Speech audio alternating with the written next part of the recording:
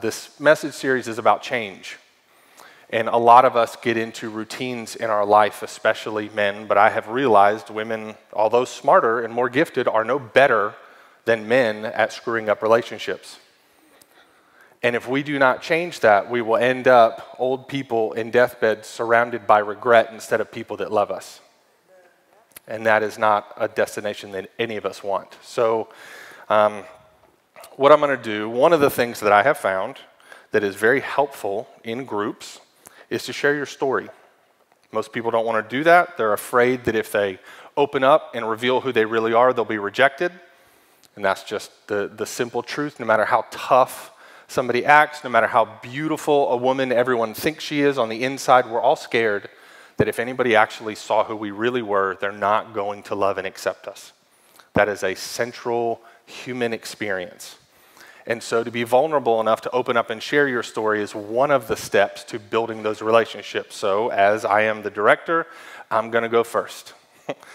I'm going to share with you about my story. And my story, depending on the time, I'll go as fast or as slow as my emotions will allow me. But as an adult, I still to this day struggle a great deal with being afraid of everything. I have not been diagnosed with clinical anxiety. That's not the way that mine works. I am a worst case scenario thinker, and I will immediately and automatically think of 100 things that can go wrong in any situation and start planning how to deal with different things that probably will never happen. This started when I was a little kid. Now, before I talk to you about the world that I grew up in that I believe created the monster that now lives in my head, I want to be very clear that my home was safe. The world I grew up in was, through my eyes, horrific at times, but it did not start off that way. Before I left the house, I was in a safe and loving environment. Okay, Patrick, go ahead and give me the first slide.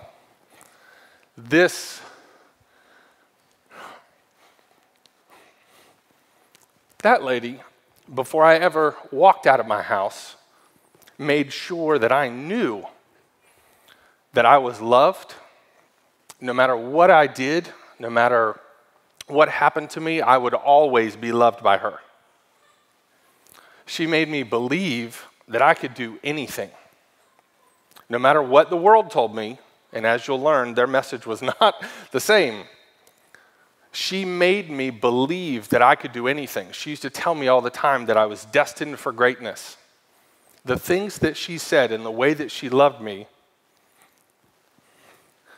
helped me to survive what I'm about to tell you about. Okay? So, next slide. Let's get into the world. This was the house that I grew up in from before I can remember till about 7 years old. It's on Lake Edward Drive in a wonderful neighborhood in Virginia Beach. And although my mom may get a little, it's about as close to ghetto Norfolk as you can get and still be in Virginia Beach. But I never lived in Norfolk, just for the record, okay? I grew up in Virginia Beach, but this was a pretty tough neighborhood. Give me the next. This, at my age, this was my whole world. This little back alley behind our house, okay? I lived right there.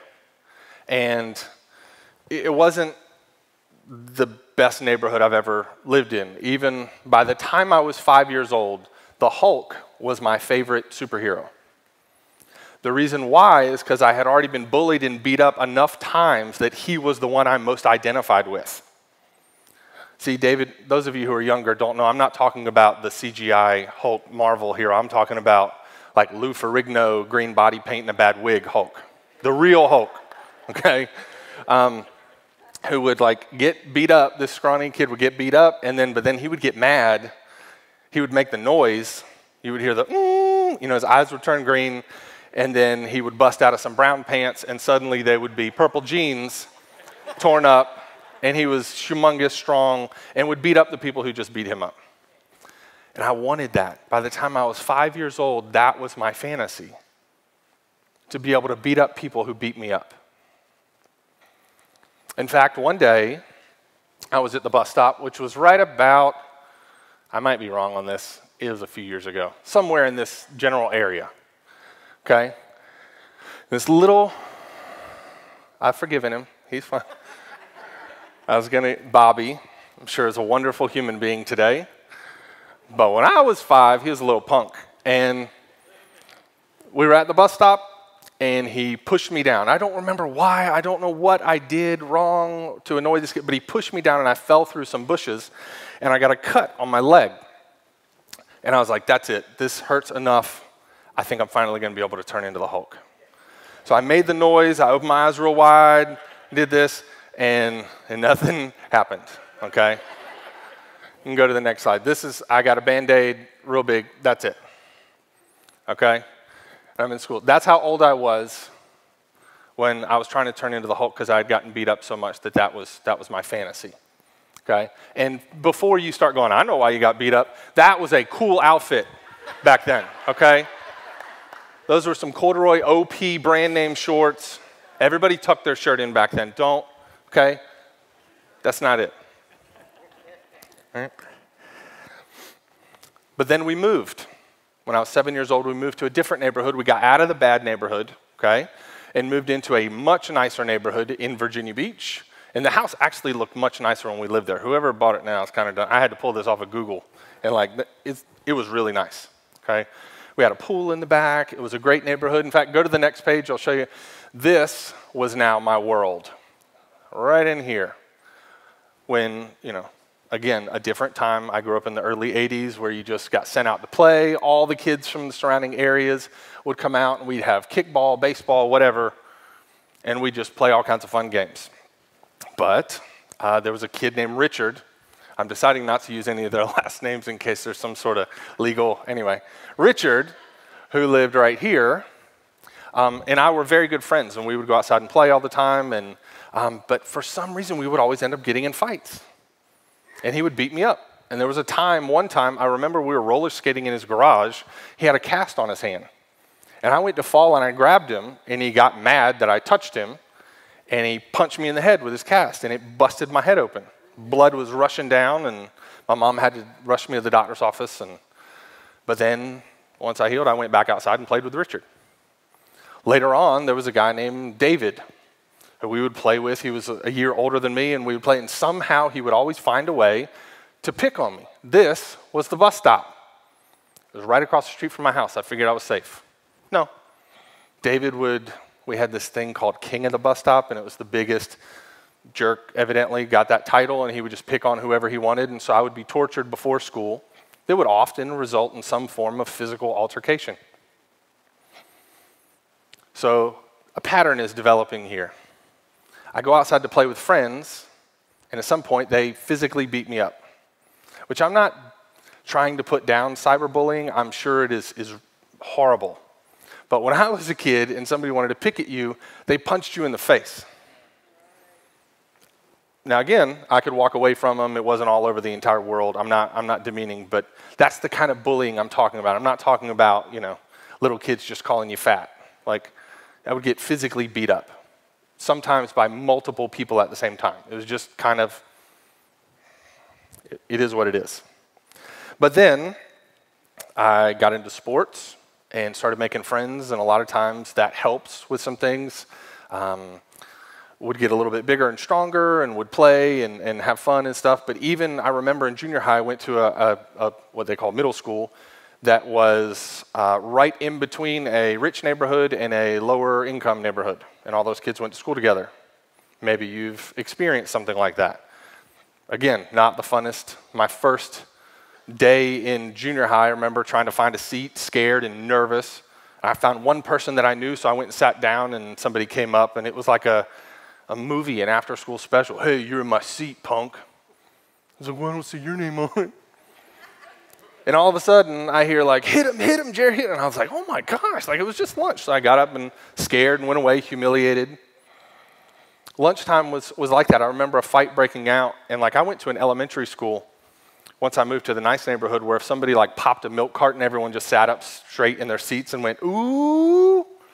And then I went to a junior high where when girls fought and hair flew, people stood on the tables and crowded around. It was like a prison movie. This is the environment I'm in. I'm not making this up. I can remember oftentimes as a kid, my dreams were even scary. A recurring dream that I would have often was that somebody was chasing me, trying to hurt me or attack me or my family. Now, I probably watched movies I shouldn't have at that age that contributed, but I had enough experience that that was just the general mode of my emotional state, was that something wrong can happen at any point in time and probably will. That's just the way I operated. But then in high school, I got a growth spurt, got a little bit bigger, and started wrestling and learned how to defend myself in a way that I was comfortable with. So I wasn't quite as scared, but there were still environments that went way beyond what I felt like I could handle. We would be at parties, and again, I didn't grow up in church, so I would be out at parties with hundreds of other teenagers, and there would be drinking and drugs, and there would be fights that would break out. And some of these were big brawls and stuff, and every time it was like I would turn into that little kid again. I was just scared to death. And it happened so often that that was what my brain began to expect was going to happen. So bad, even, to kind of cap this off, I was 18 years old. I had graduated from high school, and I was selling cars. And there was a guy who worked with us. He was a quiet guy. Everybody knew he wasn't going to work out. He was super, super shy. His car got damaged by a power washer on the lot. He got really mad at the owner and stormed out and quit. Well, the next night, we were working late on a Friday night, and we could hear these noises, what sounded like somebody like throwing a golf ball into like mud. And then one of the windows in the car shattered, and we realized that that guy who had quit was in the cemetery across the street shooting at us with a .30-06. So we get down on the ground and we're, call the police and all that kind of stuff. And a couple days later, the police were actually at my work. My dad was a cop in Norfolk, so we might have gotten a little extra attention because of that. But they were there talking to us, and we invited the guy in. He called us, and we said, well, come on in. We were going to try to get him arrested. And luckily, the police took off and went right behind him and arrested him one street over, and he had 2 9mm fully loaded with extra clips on his passenger seat. I was 18 years old, and it's like this just never ends. You could die at any moment. This is the pattern that had developed in my life. Then I got recruited by a friend to be a bouncer at a nightclub in Virginia Beach. So this is an environment where I'm supposed to involve myself in these kind of things. And I actually was really good at it. So good at it, in fact, that they promoted me to the head of their security, and I took over hiring, training people within just a few months. But I could never train people to do what I do. I don't know how I did it, but there were times when I could just sense something was going to happen. And I would rush into it and be hyper-focused on what was happening and could get the person and get them out of the club before anybody really knew what even happened. I was really, really good. It just came naturally. There was no training. But I didn't know why until years later when I began to study biology and how the brain works and how that affects your behavior, and I realized that there are 2 systems in your brain. Now, the brain is incredibly complicated. It is an absolute miracle. Anybody who studies what this bowl of noodles in your head is capable of doing and decides there's no God, I can't have a conversation with. It is unbelievable what your brain is capable of doing. But we're going to focus on one thing today and how it applies to your relationships. There are 2 systems that I want to talk about. The sympathetic, horrible name, by the way, and parasympathetic. So your sympathetic nervous system is the fight or flight system. When your brain interprets that your life is in danger, it will immediately shut down access to the other part of your brain, the parasympathetic. This is the part of your brain that helps you think, what are the consequences of these actions? What are the different options that I have to think creatively, to relate with people, to be interested, curious? That's all parasympathetic. But when a boulder is falling down a mountain, you don't have time to contemplate how fast it's going and what kind of rock that is, your brain literally shuts off access to that. You do not have the ability to process those thoughts. You only have 4 options. Fight, what's in front of you. Flight, run away from it. Freeze, or faint. That's it. My brain had been wired to go into fight or flight because of all the experiences that I've had at the drop of a hat. I had experienced so much physical threat that my brain, your brain is a lot like an iPhone auto correct text. It will learn stuff that you didn't put in there and you don't know why. When you type your own name, it automatically puts it all in capitals. And it just does it every time. And most of us live our lives and just say, I don't know, my phone just does that. But you don't realize your brain is doing the same thing. Your brain has learned things over the course of your life, and it has set automatic processes in place. So when I feel threatened, my brain would immediately kick into the sympathetic. I would immediately go into a hyper-focused, what do I need to do to survive? Do I need to fight this, run? What am I doing?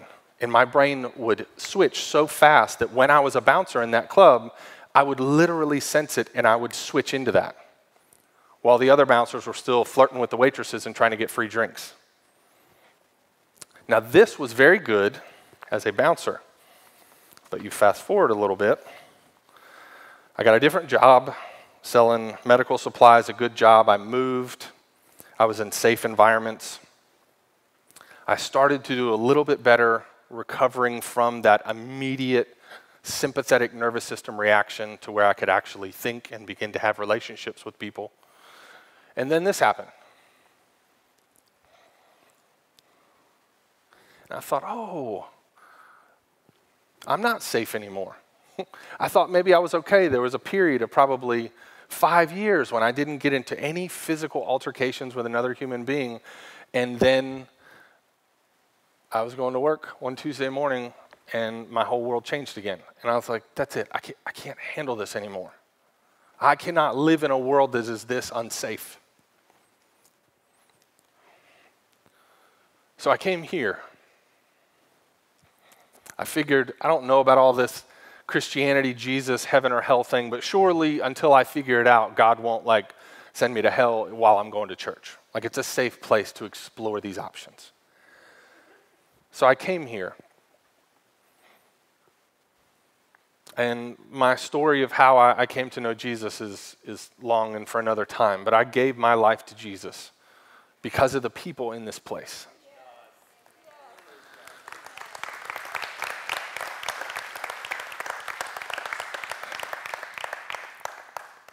I gave my heart to him, and my heart began to change in ways that didn't make any sense to me. I began to learn scriptures like Mark 12:30 through 31. Love the Lord your God with all your heart and with all your soul and with all your mind and with all your strength. The second is this, love your neighbor as yourself. There is no commandment greater than these. So since I didn't have a college education, I decided I couldn't memorize the whole Bible. I'll just stick with this one for a while until I get it down. I'm still working on it.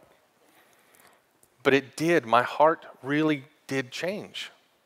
Just from coming here and listening to messages and worshiping and singing songs. I don't sing. I can't sing. It's really bad.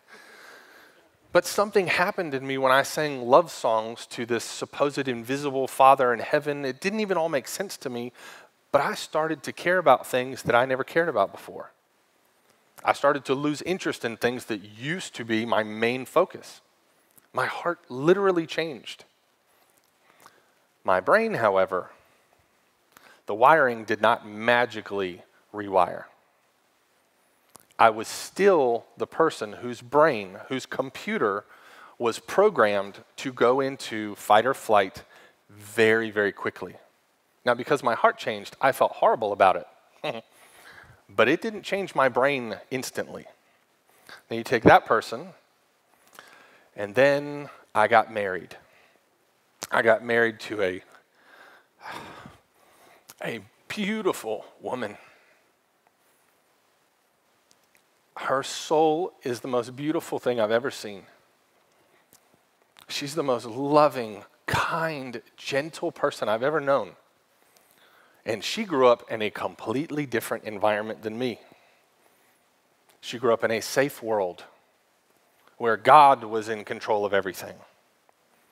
And then you put the two of us together. And we process things just a little differently. Okay? The first year, we didn't really have a whole lot to fight about, so we didn't. But then the first miscarriage came, and then the second, life gets complicated.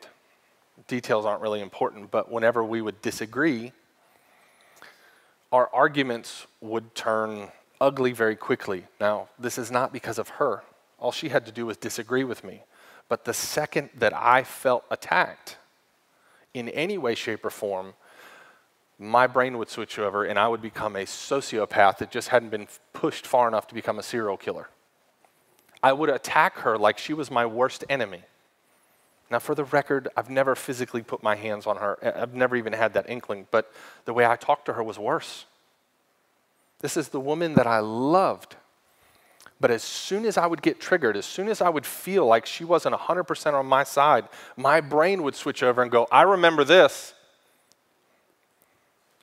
Fight. It would switch over, and I wouldn't even have access to the part of my brain where I could think, does she really mean that? This is my wife. Why would she attack me? That doesn't make any sense. Maybe, just maybe, I'm missing something here. I didn't even have the ability to think those thoughts.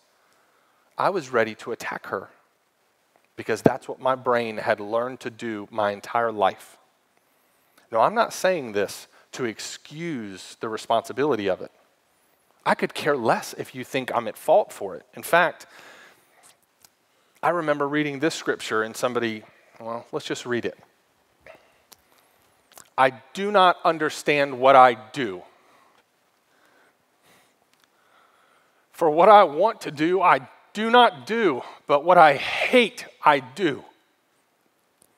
And if I do what I do not want to do, I agree that the law is good. Now that was confusing to me. I didn't get that at all. That doesn't make any sense. But basically saying that if your parents say don't go out after 9 o'clock, and when you go out after 9 o'clock, you realize it's bad, it means you knew your parents were right. You didn't need to go out. So I knew what I was doing was wrong. It wasn't a matter of, is this the right thing or wrong thing? I knew what I was doing was wrong. As it is no longer I, myself, who do it, but it is sin living in me. For I know that good itself does not dwell in me. That is, in my sinful nature. For I have the desire to do what is good, but I cannot carry it out. For I do not do the good I want to do, but the evil I do not want to do, I do. This I keep on doing. Now, if I do what I do not want to do, it is no longer I who does it, but it is sin living in me that does it. Now, let me tell you something. When I would look into the eyes of my crying wife, knowing that I'm the one who made her cry, I don't care whose fault it is. I just want to stop. Call it sin. Call it the way your brain is wired. Blame it on whoever you want. I don't care where the blame falls. I want to change. I just wanted to be the kind of husband that didn't attack his wife when she did the audacious, thing of disagreeing with me.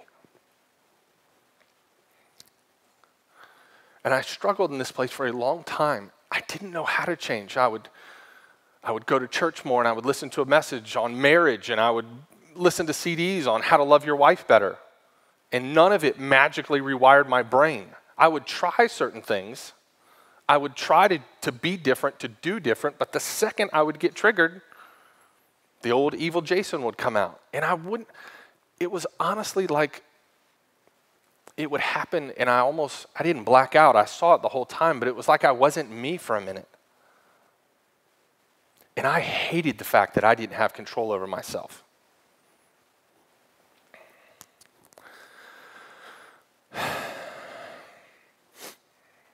So what is the solution? What helped me? I knew I had to take control back from my brain. I didn't want something automatically making me think or act in a certain way without me deciding it. And I would read scriptures like 2 Corinthians 10:5, where Paul would tell us, go ahead and put that up, Patrick, if you can.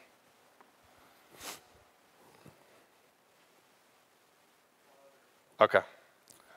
This is the scripture where he talks about taking every thought captive and submitting it to him. I began to think of my thoughts as separate from me. My brain was separate from me. It was something that was in me. God gave it to me as a tool, but it's not me.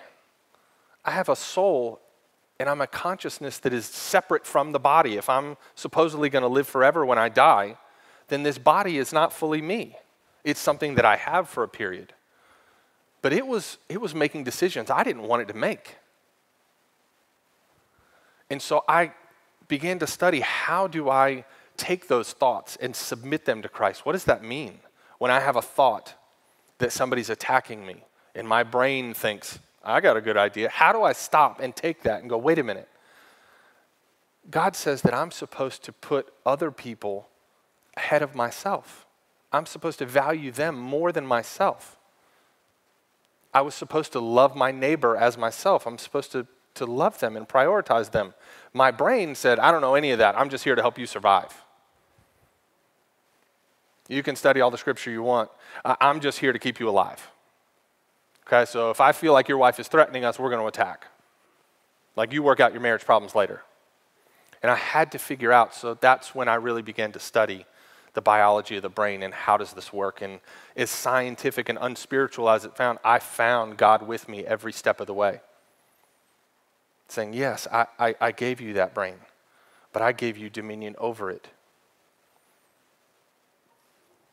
And through this process, I've learned a couple things that I want to share with you, that if you struggle at all, and maybe your thing is not going into fight or flight, maybe your thing is different. Maybe you were never told by your mom that you were loved. Maybe you never had a dad that made you feel safe. Maybe whatever happened through your life, maybe it had nothing to do with your home. Maybe something happened to you out. Maybe friends that stabbed you in the back your whole life. You developed a pattern of going, I don't trust people. So when we stand up and say, you need to get in a small group, and you think, been there, done that. I'll figure it out by myself. These are some of the things that help me deal with what my brain was doing to me, and maybe you can use these and apply them in your own. There are 3 things that I learned to do. One is to pay attention. There were times, and this is one of the things I'm most ashamed of, getting angry with my wife was bad enough. But then after all the years of infertility, God blessed us with a beautiful baby boy who is wild. And it's my turn every night to give him a bath. And he would splash water all over the place, and it was at the end of the day, and I was stressed, and I would get angry, and I would yell at my own son. I didn't have enough control over myself to prevent me from attacking my own child. But that was kind of the last straw. That's when I made a commitment to study whatever I had to figure out how to do this. And the first thing I learned to do is to pay attention to how I felt. I started paying attention to my heart rate, to how shallow I was breathing, to that weird fluttery feeling I would get right before I was getting ready to turn into the monster. I paid attention literally to the temperature of my skin. I would feel things starting to happen. Now, in the beginning, I'm going to be honest with you, I would notice after I had raised my voice and I saw the look of terror in his face. And I would stop. And I realized at that moment I needed to walk away. But the more and more I paid attention to it, I was catching it earlier and earlier. And so sometimes it would be as soon as I would start to raise my voice, and then it would get to where as soon as I would feel my hands start to clench, I would catch it earlier and earlier. And most of the time, I just had to walk away and just tag Lori, you're it. Look at the look of disappointment on her face because she knew what had just happened. Go process my emotions, kind of come down, let the switch come back over to where I could think the way I needed to, and then I could go finish. So pay attention to how you feel when you get into certain environments where you feel like you're not in the driver's seat. For my wife, sometimes she is horribly shy, so when we get into groups, she is not the life of the party. My wife is hilarious. She is one of the funniest people I know, but the number of people who actually know that is very, very small because she doesn't feel comfortable enough to really share that with too many people. We're all different, but our brain causes us to operate oftentimes in ways that we don't want. So notice how you feel physically. What is going on when you get into those uncomfortable environments? And the next thing I learned to do was plan, which again was not something that came naturally to me. But I began to kind of take mental notes of when I noticed I was most frustrated. And I found out, and I don't know if any of you identify with this, but I became the most evil and sociopathic when I drove. Like if you ever had a recording of anything that I said when I was behind the wheel, there'd be no way you'd be listening to me now. And I mean, it's back for it. There was times that a lady was coming, I was rushing to church, and I don't cuss, but I come up with some pretty mean, other words. And then I saw who the person was, and it was like the sweetest little old lady, Miss Betty from church, and I was just like, oh, I can't believe I had already damned her to hell before she even got this close. But I began to notice patterns, and when I drove, I was always in a hurry.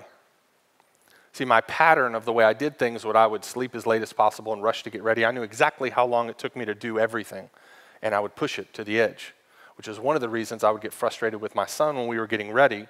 How dare a 5-year-old wake up and not immediately snap into the routine I needed him to? And I began to realize that it's when I'm in a hurry that all of a sudden people just become objects in my way.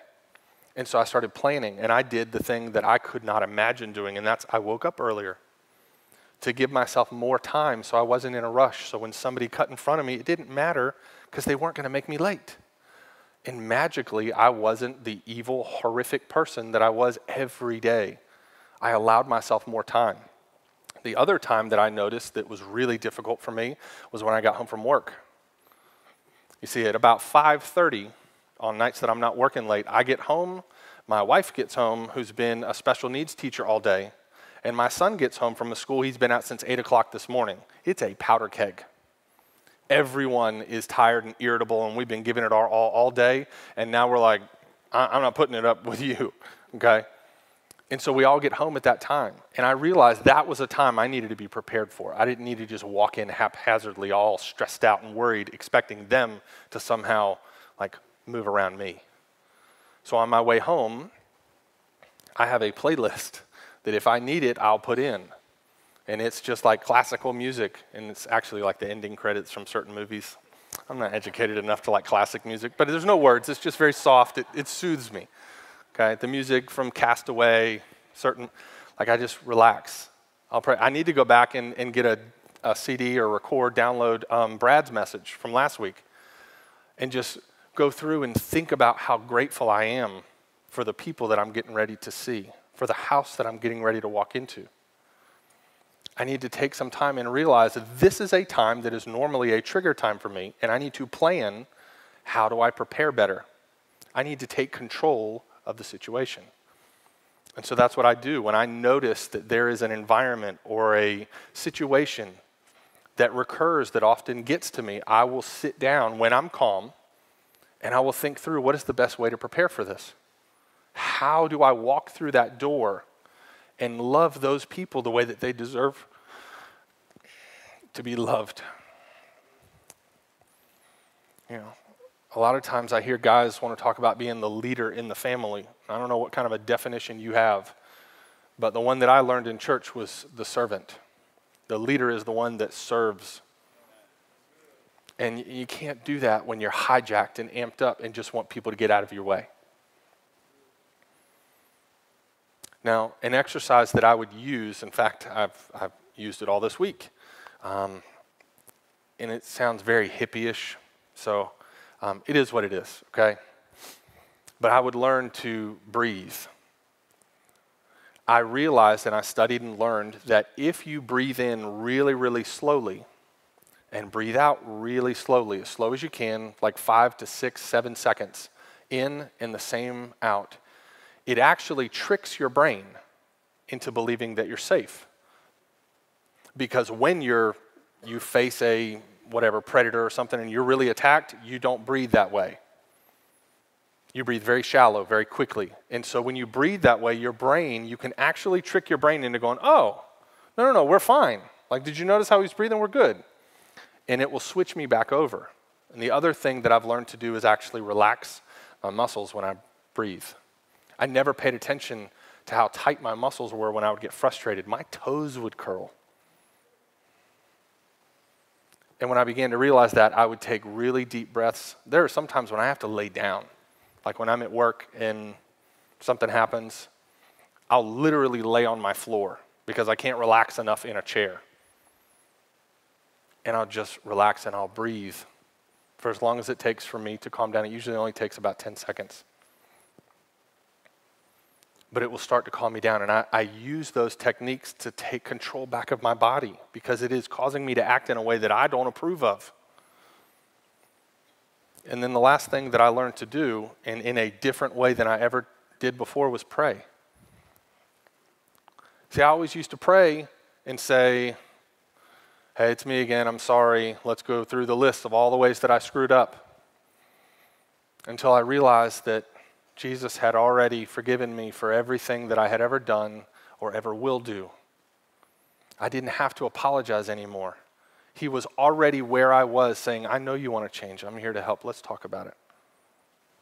I'm here to walk with you through every step of your life. No, you didn't magically just change when you gave your heart to me. There's work to be done. There are people that rely on you. And this work is important enough. You have to change. Because the person that you are is not who I created you to be. I want you to become that person, not just for yourself, but because I have other people that are relying on you that you haven't even met yet. You need to be in a different place when you meet them. And so, whenever there would be times when either I already felt myself hijacked, I would immediately go to God and say, I need your help. And sometimes all I could get out was, help. That's it. That was my whole prayer. And then I just shut up and waited for him to do what I couldn't. And he never works as fast as I want him to, but he always comes through for me.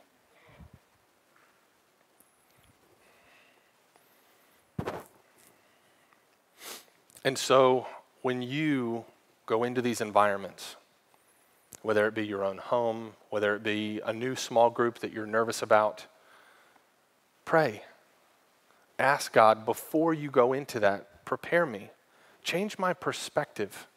Help me to be comfortable enough knowing that I have the creator of the universe with me. That I can be comfortable enough to get out of my own head and stop worrying about myself long enough to hear the story of somebody else. So that I can put myself down for a second long enough to love the people that he has brought into my life. And it sounds very sacrificial and spiritual, but that's actually what gives us the most fulfillment anyway. Loving other people is a selfish thing. It will give you more fulfilling life than anything else that you could do. And that's what God wants for you. Jesus himself prayed quite a bit. Now again, when I would read that, and I would read that Jesus would get up early before anybody else ever woke up, and he would go off into the wilderness and pray by himself, I would think, wow, he's so spiritual. And then I would read about his disciples, and I would think, I get it. His small group is annoying. He would go off into a lonely place because he knew, Lord, I'm going to have to deal with Peter today. He keeps saying the dumbest stuff. I swear, I know his heart is good. I know, but he won't shut up. Lord, help me. I can almost hear him saying it. He was 100% human. I have no doubt. There were times when Jesus had to rely on his Father to stay calm enough to deal with the attacks that came towards him. So as you go out today and you try to change, to improve your relationships, try those three things. Pay attention to how you feel. If you notice a pattern where you're losing it a bunch, then make a plan to deal with that better. And always pray. Before, during, and after. Let's pray right now.